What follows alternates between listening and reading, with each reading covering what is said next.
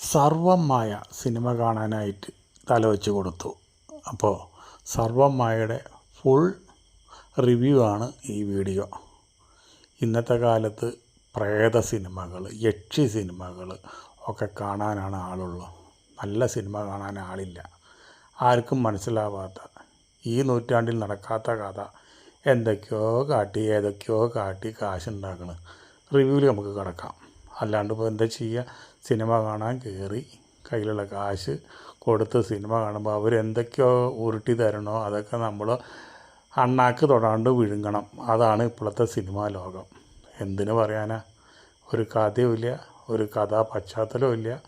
പ്രേതം പ്രേതം പ്രേതം ലോകം വന്നു. അതിലെന്താ? യക്ഷി യക്ഷി യക്ഷി.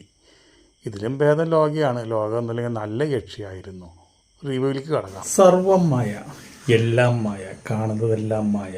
നമ്മൾ കൺമുമ്പിൽ കാണുന്നതൊന്നും യഥാർത്ഥമല്ല, എല്ലാം മായ. ടൈറ്റിൽ കുഴപ്പമില്ല അല്ലേ? അപ്പോൾ നമ്മൾ ആ സിനിമയ്ക്ക് പോയാലും അതെല്ലാം മായയാണ്. നമ്മുടെ 250-150 രൂപ പോണത് മാത്രം അത് മായല്ല. അത് നമ്മൾ കഷ്ടപ്പെട്ടുണ്ടാക്കിയ കാശ, അത് മായല്ല. അതാണ് സത്യൻ അന്തിക്കാടിൻ്റെ ഒരു സിനിമ, മകൻ്റെ സിനിമ, അഖിൽ സത്യൻ്റെ ഒരു സിനിമ സർവം മായ.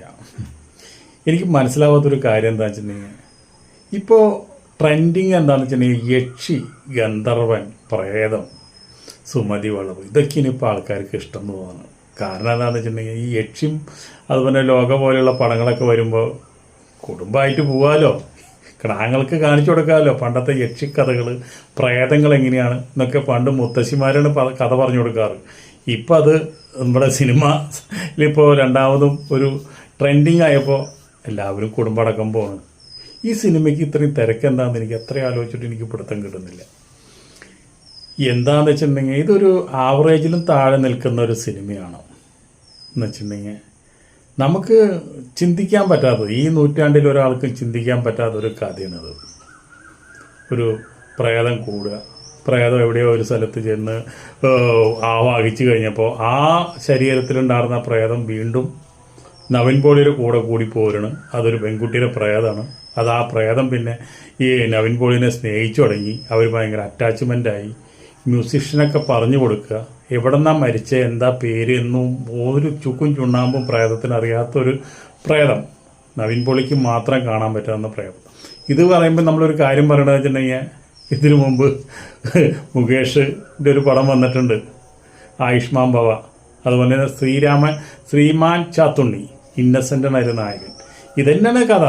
പക്ഷെ അന്നും അതൊന്നും അത്ര വിജയിച്ചില്ല.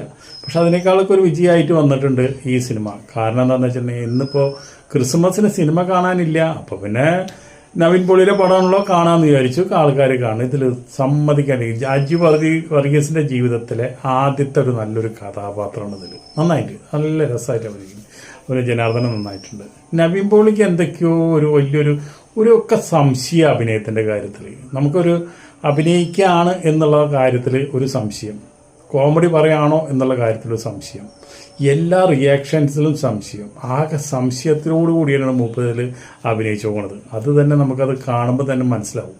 പിന്നെ ഈ പ്രേതത്തിനെയും കൊണ്ട് നടന്ന് ഈ അഖിൽ സത്യൻ തന്നെയാണല്ലോ കഥ എഴുതി പോകുന്നത്. എങ്ങനെ ഇത് അവസാനിപ്പിക്കുക എന്നുള്ളത് മൂപ്പർക്കും മനസ്സിലാവണില്ല, അറിയില്ല എന്ന് തോന്നുന്നുണ്ട്. ഒരു നന്ദിയൊക്കെ സത്യൻ അന്തിക്കാടിന് എഴുതി കാണിച്ചു, സത്യൻ അന്തിക്കാടിനും മനസ്സിലായില്ല എന്ന് തോന്നുന്നുണ്ട്. ഇത് എങ്ങനെ നമുക്ക് അവസാനിപ്പിക്കും, ഈ പ്രേതത്തിനൊക്കെ എങ്ങനെ അവസാനിപ്പിക്കും. ലാസ്റ്റ് പ്രേമം തുടങ്ങിയ പ്രേമം തുടങ്ങുമ്പോൾ എന്തുണ്ടായി, ഈ പ്രേതത്തിന് പഴയ കാര്യങ്ങളൊക്കെ ഓർമ്മയില്ല എന്ന് പറഞ്ഞിട്ട് ലാസ്റ്റ് എന്തുണ്ടാവും, എല്ലാ കാര്യങ്ങളും ഓർമ്മ വരണം ഒരു ഇൻസ്റ്റൻറ്റിൽ. എന്ന് വെച്ചിട്ടുണ്ടെങ്കിൽ കാറിൽ ഡോറ് തുറക്കുമ്പോൾ വേറെ കാറ് വന്ന് ഇടിച്ചിട്ടാണ് ഈ പ്രേതം മരിച്ചത്. അതേപോലെ തന്നെ നവീൻ പോളിയുടെ ദേഹത്ത് ഒരു കാർ ഇടിക്കാൻ നിൽക്കുന്നതോട് കൂടിയിട്ട് പ്രേതത്തിനെല്ലാം ഓർമ്മ വന്നു. പ്രേതത്തിന് പിന്നെ തൊടാം, പിന്നെ കെട്ടിപ്പിടിക്കാം, ഉമ്മ കൊടുക്കാം. അതുപോലെ തന്നെ ആരാണ് അച്ഛൻ, ആരാണ് അമ്മ, ആരാണ് അനിയൻ, ഏതാണ് സ്ഥലം, എല്ലാം ഓർമ്മ വന്നു മണിമണിയായിട്ട് പറയണം. അത് കഴിഞ്ഞ് നവീൻ പോളി എന്നിട്ട് പിന്നെ പ്രേതത്തിനെ കാണിക്കുന്നില്ല. പ്രേതം എവിടെയോ പോയി. ഞാൻ വിചാരിച്ചു കല്യാണം കഴിപ്പിച്ച് അവസാനിപ്പിക്കുമെന്ന് വിചാരിച്ചു. അങ്ങനെ ഉണ്ടായില്ല. ഒരു കൂതറ ക്ലൈമാക്സ്. ആൾക്കാർ പടം കഴിഞ്ഞു ഇല്ല എന്നൊരു സംശയത്തിലാണ് എല്ലാവരും ഇരിക്കുന്നത്. അത് കഴിഞ്ഞ് നവീൻ പോളി നേരിട്ട് പ്രേതത്തിൻ്റെ അമ്മേനും അച്ഛനെയും കാണാൻ ചെല്ലുക. അവിടെ ചെന്നപ്പോൾ എന്തോ വിനീതിനെ കാണാൻ പറ്റില്ല. വിനീതിനോട് ഡേറ്റ് കിട്ടിയിട്ടുണ്ടാവില്ല ചിലപ്പോൾ, അതായിരിക്കും അവിടെ കാണാഞ്ഞത്. മുകേഷിൻ്റെ ഭാര്യ ആണ് നമ്മുടെ വിനീതിൻ്റെ ഭാര്യയായി അഭിനയിക്കുന്നത്. ഈ പ്രേതത്തിൻ്റെ അമ്മയായിട്ട് അഭിനയിക്കുന്നത്. അഭിനയിക്കാൻ തീരെ പോരാ, അഭിനയിക്കാൻ അറിയില്ല, ഡാൻസ് കളിക്കാൻ തന്നെ അറിയുള്ളൂ, റിയാക്ഷനൊന്നുമില്ല. കുറേ ചുണ്ടും ചോപ്പിച്ചിരുന്നിട്ട് ആകെ വൃത്തികേടായിട്ടുള്ളൊരു സീനാണ്. അങ്ങനെ വന്നിരുന്ന് ഒരാൾ അന്വേഷിച്ച് വരുന്നു. നവീൻ പോളി പ്രേതം ഒഴിഞ്ഞിട്ട് വരുന്നു. മകളെ ഇവൻ്റെ കൂടെ കൂടിയ ആ പ്രേതത്തിനെ എൻ്റെ വീട്ടിലേക്ക് ചെല്ലണം. അവിടെ ചെന്ന് അവളുടെ ഫോട്ടോ കാണുന്നു, അവളുടെ അമ്മേനെ കാണുന്നു, വിനീതിനെ കണ്ടില്ല. അതുപോലെ തന്നെ പ്രേതത്തിനൊരു അനിയുണ്ട്, അനിയനെ കണ്ടില്ല.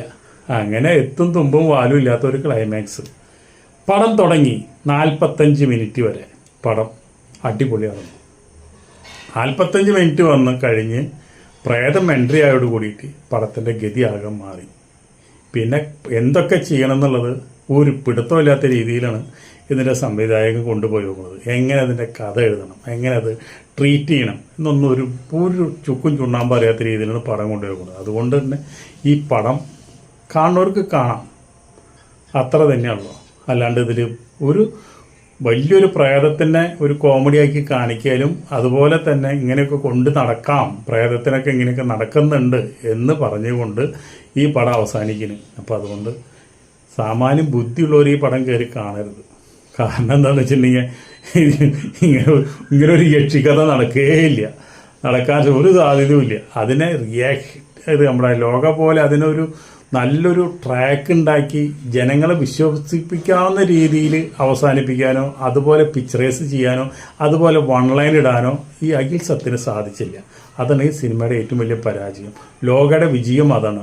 ഏത് സിനിമ കാണുന്ന പ്രേക്ഷകനെയും വിശ്വസിപ്പിക്കാവുന്ന രീതിയിലുള്ള ഒരു കണ്ടന്റ് അതിലവർ ക്രിയേറ്റ് ചെയ്തു. ആ കണ്ടന്റാണ് ത്രൂ ഔട്ട് അവർ മെയിൻറ്റെയിൻ ചെയ്തത്. അത് നമുക്ക് വിശ്വാസയോഗ്യമാണ്. ഇതൊരിക്കലും വിശ്വാസയോഗ്യമല്ല.